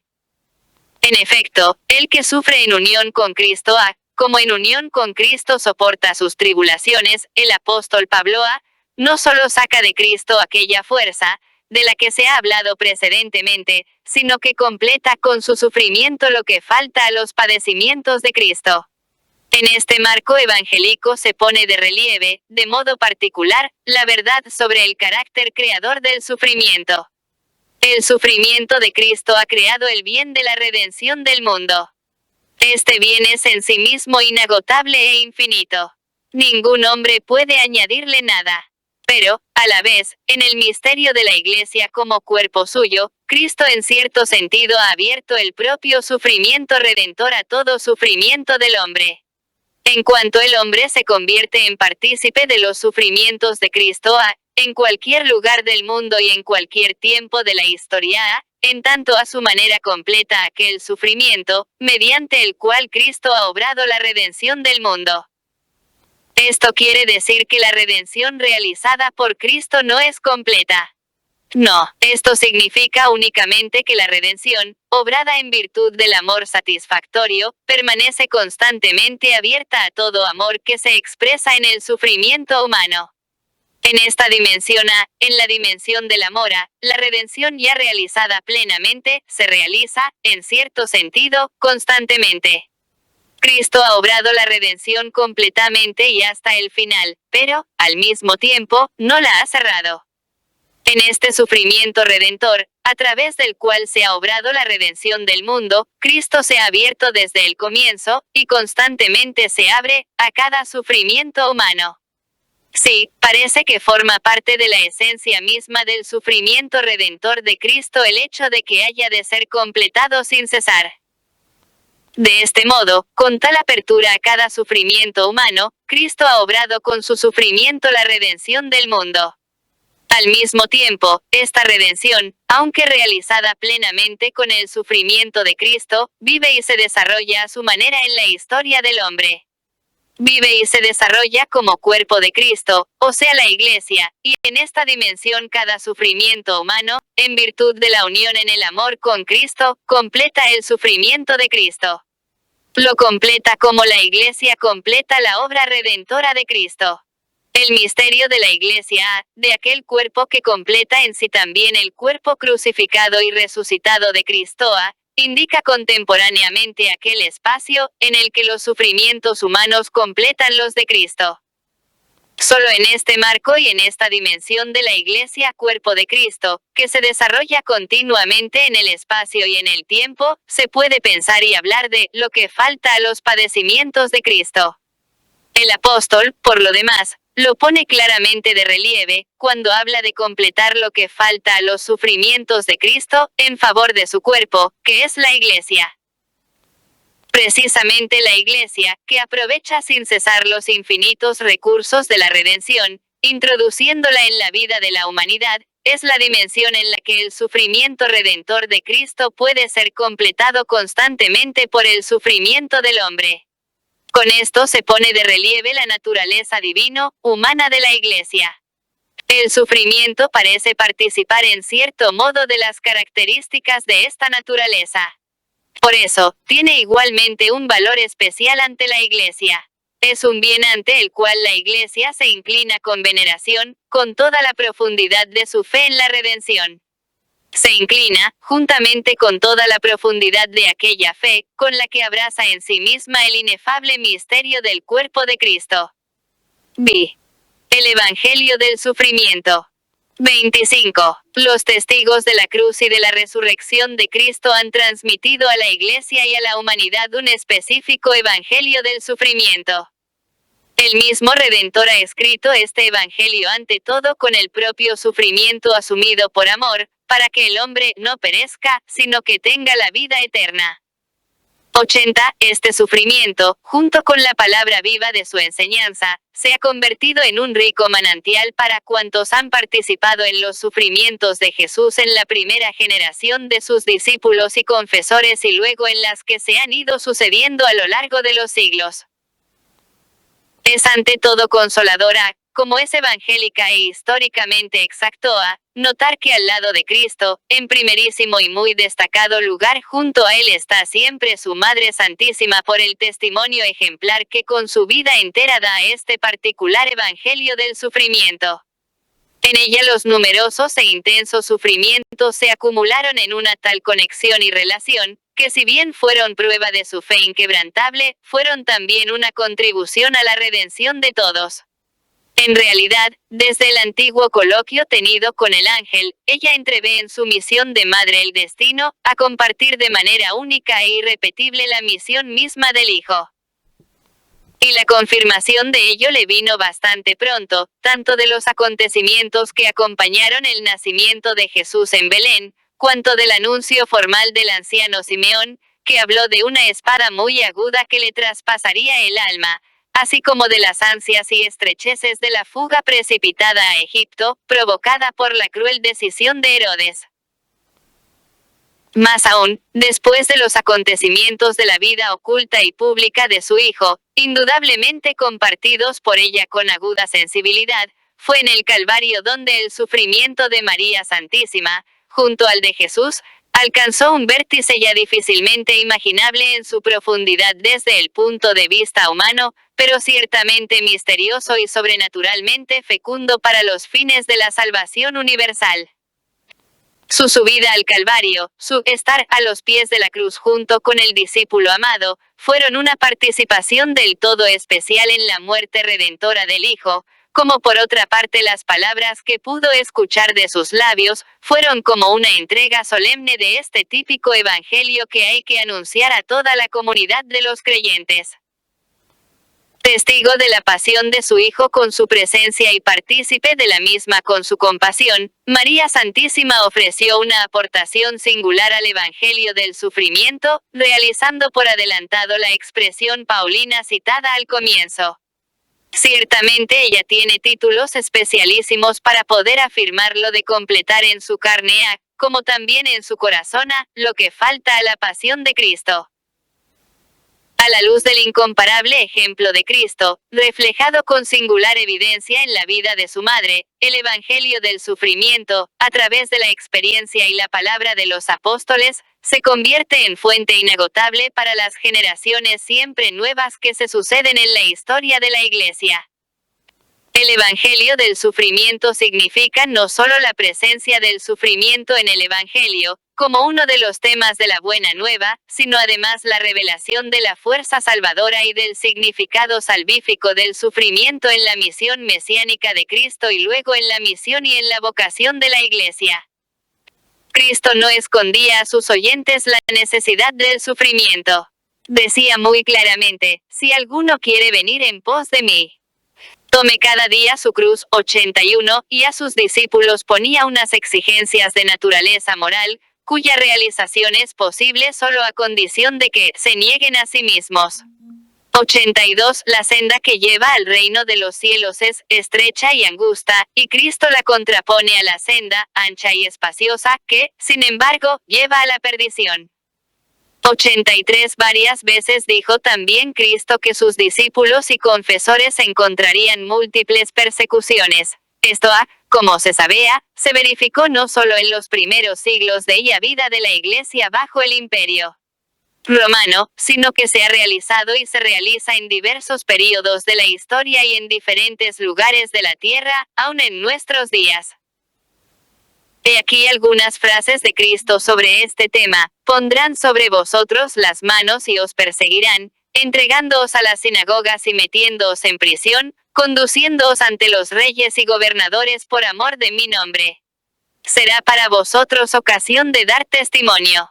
Haced propósito de no preocuparos de vuestra defensa, porque yo os daré un lenguaje y una sabiduría a la que no podrán resistir ni contradecir todos vuestros adversarios.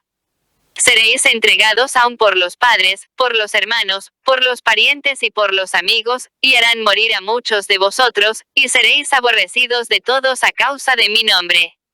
Pero no se perderá ni un solo cabello de vuestra cabeza. Con vuestra paciencia compraréis la salvación de vuestras almas. 84. El Evangelio del sufrimiento habla ante todo, en diversos puntos, del sufrimiento por Cristo, a causa de Cristo, y esto lo hace con las palabras mismas de Cristo, o bien con las palabras de sus apóstoles. El Maestro no esconde a sus discípulos y seguidores la perspectiva de tal sufrimiento. Al contrario, lo revela con toda franqueza, indicando contemporáneamente las fuerzas sobrenaturales que les acompañarán en medio de las persecuciones y tribulaciones, por su nombre. Estas serán en conjunto como una verificación especial de la semejanza a Cristo y de la unión con Él. Si el mundo os aborrece, sabed que me aborreció a mí primero que a vosotros. Pero porque no sois del mundo, sino que yo os escogí del mundo, por esto el mundo os aborrece. No es el siervo mayor que su señor. Si me persiguieron a mí, también a vosotros os perseguirán. Pero todas estas cosas haránlas con vosotros por causa de mi nombre, porque no conocen al que me ha enviado. 85. Esto os lo he dicho para que tengáis paz en mí. En el mundo habéis de tener tribulación, pero confiad, yo he vencido al mundo. 86. Este primer capítulo del Evangelio del Sufrimiento, que habla de las persecuciones, o sea de las tribulaciones por causa de Cristo, contiene en sí una llamada especial al valor y a la fortaleza, sostenida por la elocuencia de la resurrección. Cristo ha vencido definitivamente al mundo con su resurrección. Sin embargo, gracias a su relación con la pasión y la muerte, ha vencido al mismo tiempo este mundo con su sufrimiento. Sí, el sufrimiento ha sido incluido de modo singular en aquella victoria sobre el mundo, que se ha manifestado en la resurrección. Cristo conserva en su cuerpo resucitado las señales de las heridas de la cruz en sus manos, en sus pies y en el costado. A través de la resurrección manifiesta la fuerza victoriosa del sufrimiento, y quiere infundir la convicción de esta fuerza en el corazón de los que escogió como sus apóstoles y de todos aquellos que continuamente elige y envía. El apóstol Pablo dirá: y todos los que aspiran a vivir piadosamente en Cristo Jesús sufrirán persecuciones. 87. 26. Si el primer gran capítulo del Evangelio del Sufrimiento está escrito, a lo largo de las generaciones, por aquellos que sufren persecuciones por Cristo, igualmente se desarrolla a través de la historia otro gran capítulo de este Evangelio. Lo escriben todos los que sufren con Cristo, uniendo los propios sufrimientos humanos a su sufrimiento salvador. En ellos se realiza lo que los primeros testigos de la pasión y resurrección han dicho y escrito sobre la participación en los sufrimientos de Cristo. Por consiguiente, en ellos se cumple el Evangelio del sufrimiento y, a la vez, cada uno de ellos continúa en cierto modo a escribirlo. Lo escribe y lo proclama al mundo, lo anuncia en su ambiente y a los hombres contemporáneos. A través de los siglos y generaciones se ha constatado que en el sufrimiento se esconde una particular fuerza que acerca interiormente el hombre a Cristo, una gracia especial. A ella deben su profunda conversión muchos santos, como por ejemplo San Francisco de Asís, San Ignacio de Loyola, etc. Fruto de esta conversión es no solo el hecho de que el hombre descubre el sentido salvífico del sufrimiento, sino sobre todo que en el sufrimiento llega a ser un hombre completamente nuevo. Halla como una nueva dimensión de toda su vida y de su vocación. Este descubrimiento es una confirmación particular de la grandeza espiritual que en el hombre supera el cuerpo de modo un tanto incomprensible. Cuando este cuerpo está gravemente enfermo, totalmente inhábil y el hombre se siente como incapaz de vivir y de obrar, tanto más se ponen en evidencia la madurez interior y la grandeza espiritual, constituyendo una lección conmovedora para los hombres sanos y normales. Esta madurez interior y grandeza espiritual en el sufrimiento, ciertamente son fruto de una particular conversión y cooperación con la gracia del Redentor crucificado. Él mismo es quien actúa en medio de los sufrimientos humanos por medio de su Espíritu de verdad, por medio del Espíritu Consolador. Él es quien transforma, en cierto sentido, la esencia misma de la vida espiritual, indicando al hombre que sufre un lugar cercano a sí. Él es como maestro y guía interiora, quien enseña al hermano y a la hermana que sufren este intercambio admirable, colocado en lo profundo del misterio de la redención. El sufrimiento es, en sí mismo, probar el mal. Pero Cristo ha hecho de él la más sólida base del bien definitivo, o sea, del bien de la salvación eterna. Cristo con su sufrimiento en la cruz ha tocado las raíces mismas del mal, las del pecado y las de la muerte. Ha vencido al artífice del mal, que es Satanás, y su rebelión permanente contra el Creador. Ante el hermano o la hermana que sufren, Cristo abre y despliega gradualmente los horizontes del reino de Dios, de un mundo convertido al Creador, de un mundo liberado del pecado, que se está edificando sobre el poder salvífico del amor. Y, de una forma lenta pero eficaz, Cristo introduce en este mundo, en este reino del Padre al hombre que sufre, en cierto modo a través de lo íntimo de su sufrimiento. En efecto, el sufrimiento no puede ser transformado y cambiado con una gracia exterior, sino interior. Cristo, mediante su propio sufrimiento salvífico, se encuentra muy dentro de todo sufrimiento humano, y puede actuar desde el interior del mismo con el poder de su Espíritu de verdad, de su Espíritu Consolador. No basta. El Divino Redentor quiere penetrar en el ánimo de todo paciente a través del corazón de su Madre Santísima, primicia y vértice de todos los redimidos.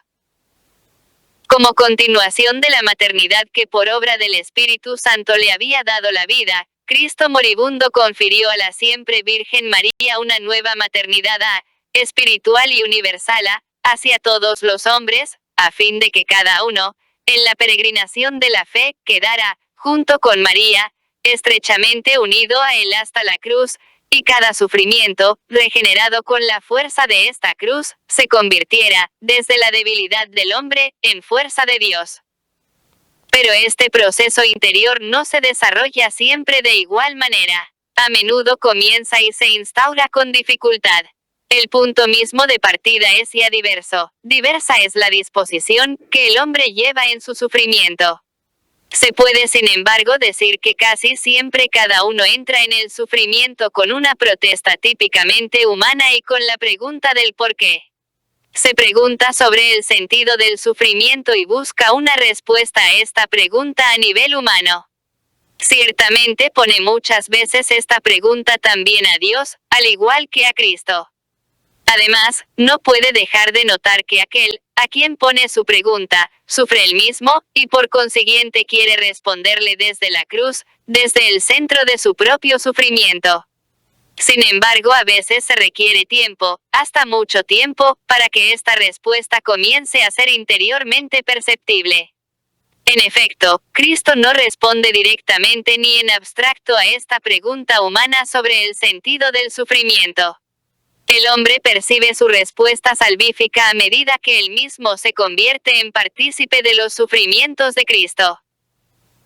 La respuesta que llega mediante esta participación, a lo largo del camino del encuentro interior con el Maestro, es a su vez algo más que una mera respuesta abstracta a la pregunta acerca del significado del sufrimiento. Esta es, en efecto, ante todo una llamada. Es una vocación. Cristo no explica abstractamente las razones del sufrimiento, sino que ante todo dice, sígueme, ven, toma parte con tu sufrimiento en esta obra de salvación del mundo, que se realiza a través de mi sufrimiento. Por medio de mi cruz. A medida que el hombre toma su cruz, uniéndose espiritualmente a la cruz de Cristo, se revela ante él el sentido salvífico del sufrimiento. El hombre no descubre este sentido a nivel humano, sino a nivel del sufrimiento de Cristo. Pero al mismo tiempo, de este nivel de Cristo aquel sentido salvífico del sufrimiento desciende al nivel humano y se hace, en cierto modo, su respuesta personal. Entonces el hombre encuentra en su sufrimiento la paz interior e incluso la alegría espiritual.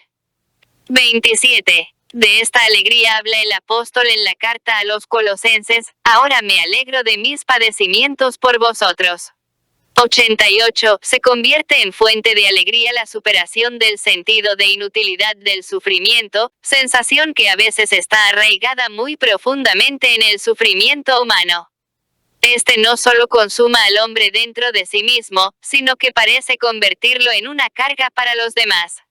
El hombre se siente condenado a recibir ayuda y asistencia por parte de los demás y, a la vez, se considera a sí mismo inútil. El descubrimiento del sentido salvífico del sufrimiento en unión con Cristo transforma esta sensación deprimente. La fe en la participación en los sufrimientos de Cristo lleva consigo la certeza interior de que el hombre que sufre completa lo que falta a los padecimientos de Cristo, que en la dimensión espiritual de la obra de la redención sirve, como Cristo, para la salvación de sus hermanos y hermanas. Por lo tanto, no solo es útil a los demás, sino que realiza incluso un servicio insustituible. En el cuerpo de Cristo, que crece incesantemente desde la cruz del Redentor, precisamente el sufrimiento, penetrado por el espíritu del sacrificio de Cristo, es el mediador insustituible y autor de los bienes indispensables para la salvación del mundo. El sufrimiento, más que cualquier otra cosa, es el que abre el camino a la gracia que transforma las almas. El sufrimiento, más que todo lo demás, hace presente en la historia de la humanidad la fuerza de la redención. En la lucha cósmica, entre las fuerzas espirituales del bien y las del mal, de las que habla la carta a los Efesios, 89, los sufrimientos humanos, unidos al sufrimiento redentor de Cristo, constituyen un particular apoyo a las fuerzas del bien, abriendo el camino a la victoria de estas fuerzas salvíficas. Por esto, la Iglesia ve en todos los hermanos y hermanas de Cristo que sufren como un sujeto múltiple de su fuerza sobrenatural. Cuán a menudo los pastores de la Iglesia recurren precisamente a ellos, y concretamente en ellos buscan ayuda y apoyo. El Evangelio del sufrimiento se escribe continuamente, y continuamente habla con las palabras de esta extraña paradoja. Los manantiales de la fuerza divina brotan precisamente en medio de la debilidad humana. Los que participan en los sufrimientos de Cristo conservan en sus sufrimientos una especialísima partícula del tesoro infinito de la redención del mundo, y pueden compartir este tesoro con los demás. El hombre, cuanto más se siente amenazado por el pecado, cuanto más pesadas son las estructuras del pecado que lleva en sí el mundo de hoy, tanto más grande es la elocuencia que posee en sí el sufrimiento humano. Y tanto más la Iglesia siente la necesidad de recurrir al valor de los sufrimientos humanos para la salvación del mundo. 7. El buen samaritano. 28. Pertenece también al Evangelio del sufrimiento y de modo orgánico la parábola del buen samaritano. Mediante esta parábola Cristo quiso responder a la pregunta: ¿y quién es mi prójimo? Punto paréntesis que abre. 90. En efecto, entre los tres que viajaban a lo largo de la carretera de Jerusalén a Jericó, donde estaba tendido en tierra medio muerto un hombre robado y herido por los ladrones, precisamente el samaritano demostró ser verdaderamente el prójimo para aquel infeliz. Prójimo quiere decir también aquel que cumplió el mandamiento del amor al prójimo. Otros dos hombres recorrían el mismo camino. Uno era sacerdote y el otro levita, pero cada uno lo vio y pasó de largo. En cambio, el samaritano lo vio y tuvo compasión. Acercóse, le vendó las heridas, a continuación, le condujo al mesón y cuidó de él. 91, y al momento de partir confió el cuidado del hombre herido al mesonero, comprometiéndose a abonar los gastos correspondientes. La parábola del buen samaritano pertenece al Evangelio del sufrimiento. Indica, en efecto, cuál debe ser la relación de cada uno de nosotros con el prójimo que sufre. No nos está permitido pasar de largo con indiferencia, sino que debemos pararnos junto a él. Buen samaritano es todo hombre, que se para junto al sufrimiento de otro hombre de cualquier género que ese sea. Esta parada no significa curiosidad, sino más bien disponibilidad. Es como el abrirse de una determinada disposición interior del corazón, que tiene también su expresión emotiva. Buen samaritano es todo hombre sensible al sufrimiento ajeno, el hombre que se conmueve ante la desgracia del prójimo. Si Cristo, conocedor del interior del hombre, subraya esta conmoción, quiere decir que es importante para toda nuestra actitud frente al sufrimiento ajeno. Por lo tanto, es necesario cultivar en sí mismo esta sensibilidad del corazón, que testimonia la compasión hacia el que sufre. A veces esta compasión es la única o principal manifestación de nuestro amor y de nuestra solidaridad hacia el hombre que sufre. Sin embargo, el buen samaritano de la parábola de Cristo no se queda en la mera conmoción y compasión. Estas se convierten para él en estímulo a la acción que tiende a ayudar al hombre herido. Por consiguiente, es en definitiva buen samaritano el que ofrece ayuda en el sufrimiento, de cualquier clase que sea. Ayuda, dentro de lo posible, eficaz. En ella pone todo su corazón y no ahorra ni siquiera medios materiales. Se puede afirmar que se da a sí mismo, su propio yo, abriendo este yo al otro.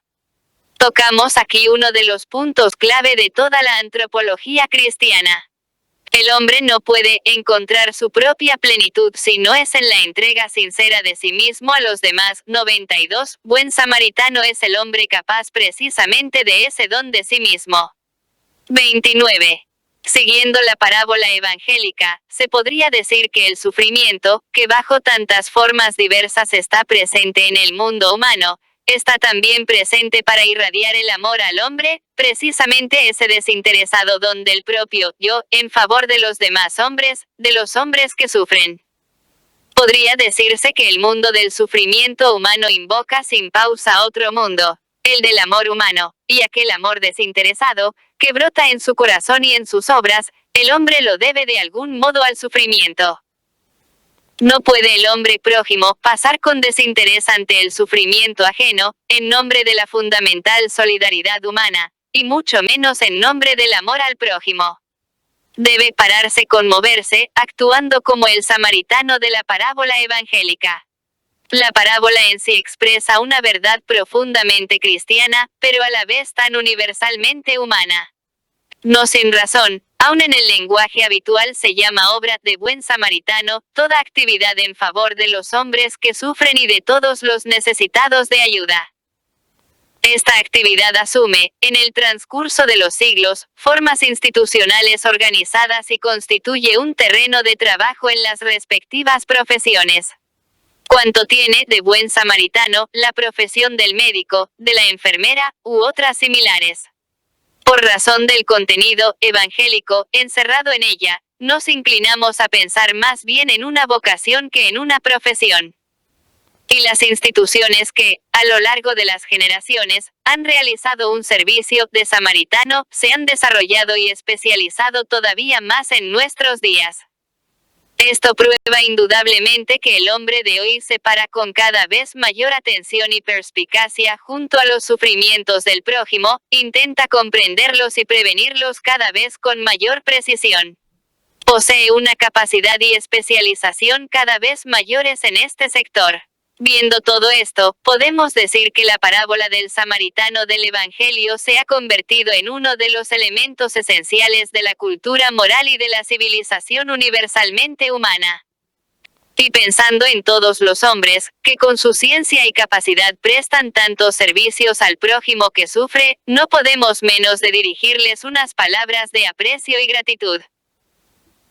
Estas se extienden a todos los que ejercen de manera desinteresada el propio servicio al prójimo que sufre, empeñándose voluntariamente en la ayuda como buenos samaritanos, y destinando a esta causa todo el tiempo y las fuerzas que tienen a su disposición fuera del trabajo profesional.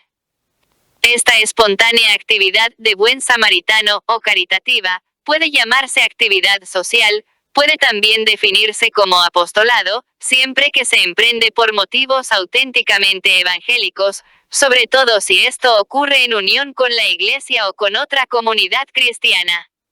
La actividad voluntaria de buen samaritano se realiza a través de instituciones adecuadas o también por medio de organizaciones creadas para esta finalidad. Actuar de esta manera tiene una gran importancia, especialmente si se trata de asumir tareas más amplias, que exigen la cooperación y el uso de medios técnicos. No es menos preciosa también la actividad individual, especialmente por parte de las personas que están mejor preparadas para ella, teniendo en cuenta las diversas clases de sufrimiento humano a las que la ayuda no puede ser llevada sino individual o personalmente.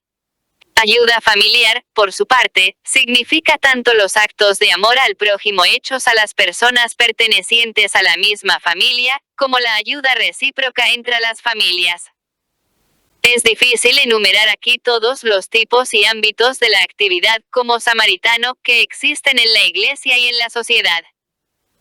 Hay que reconocer que son muy numerosos, y expresar también alegría porque, gracias a ellos, los valores morales fundamentales, como el valor de la solidaridad humana, el valor del amor cristiano al prójimo, forman el marco de la vida social y de las relaciones interpersonales, combatiendo en este frente las diversas formas de odio, violencia, crueldad, desprecio por el hombre, o las de la mera insensibilidad, o sea la indiferencia hacia el prójimo y sus sufrimientos.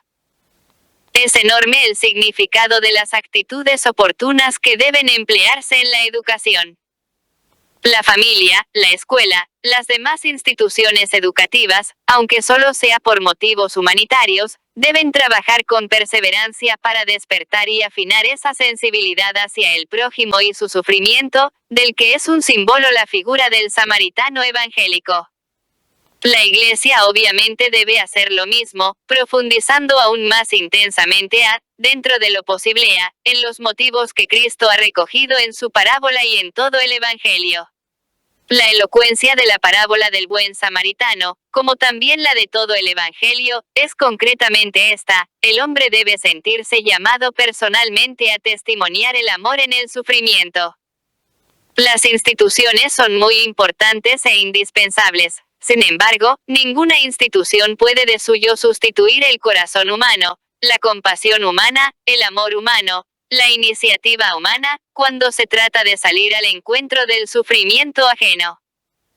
Esto se refiere a los sufrimientos físicos, pero vale todavía más si se trata de los múltiples sufrimientos morales, y cuando la que sufre es ante todo el alma.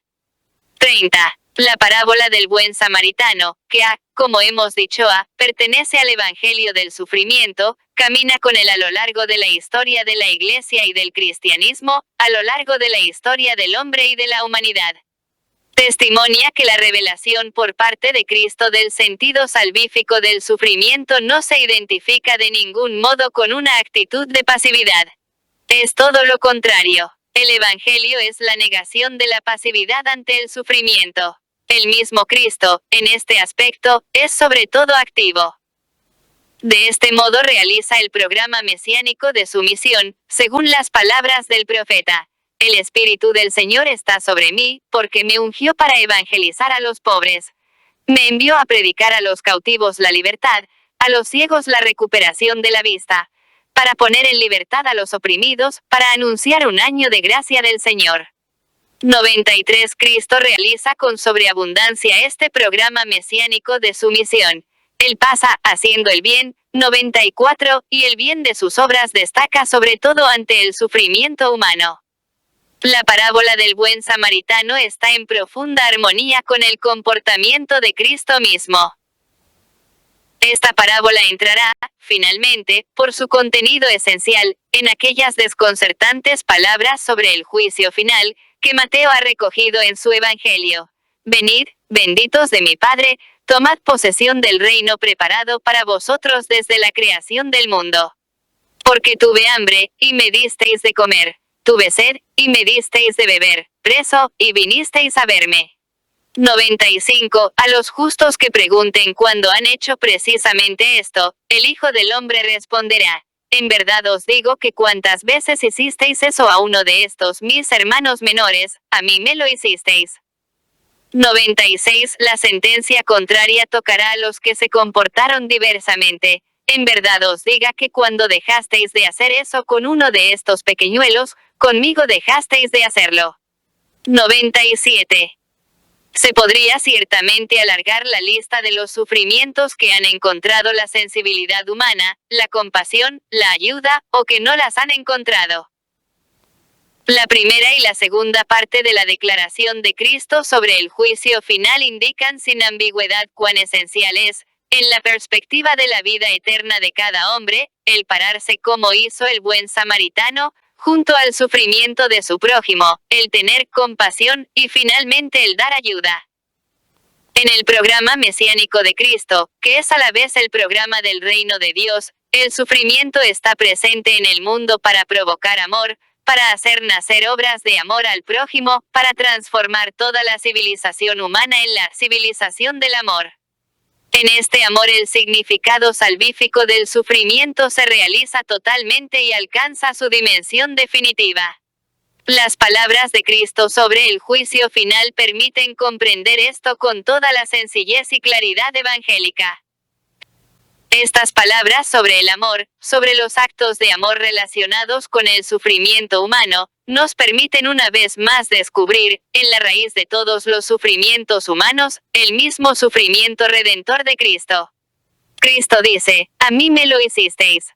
Él mismo es el que en cada uno experimenta el amor. Él mismo es el que recibe ayuda, cuando esto se hace a cada uno que sufre sin excepción. Él mismo está presente en quien sufre, porque su sufrimiento salvífico se ha abierto de una vez para siempre a todo sufrimiento humano. Y todos los que sufren han sido llamados de una vez para siempre a ser partícipes de los sufrimientos de Cristo. 98. Así como todos son llamados a completar con el propio sufrimiento lo que falta a los padecimientos de Cristo. 99. Cristo al mismo tiempo ha enseñado al hombre a hacer bien con el sufrimiento y a hacer bien a quien sufre. Bajo este doble aspecto ha manifestado cabalmente el sentido del sufrimiento. 8. Conclusión. 31. Este es el sentido del sufrimiento, verdaderamente sobrenatural y a la vez humano. Es sobrenatural, porque se arraiga en el misterio divino de la redención del mundo, y es también profundamente humano, porque en él el hombre se encuentra a sí mismo, su propia humanidad, su propia dignidad y su propia misión. El sufrimiento ciertamente pertenece al misterio del hombre. Quizás no está rodeado, como está el mismo hombre, por ese misterio que es particularmente impenetrable. El Concilio Vaticano II ha expresado esta verdad. En realidad, el misterio del hombre solo se esclarece en el misterio del Verbo encarnado. Porque Cristo, el nuevo Adán, en la misma revelación del misterio del Padre y de su amor, manifiesta plenamente el hombre al hombre y le descubre la sublimidad de su vocación. Si estas palabras se refieren a todo lo que contempla el misterio del hombre, entonces ciertamente se refieren de modo muy particular al sufrimiento humano. Precisamente en este punto el manifestar el hombre al hombre y descubrirle la sublimidad de su vocación, es particularmente indispensable. Sucede también como lo prueba la experiencia, que esto es particularmente dramático.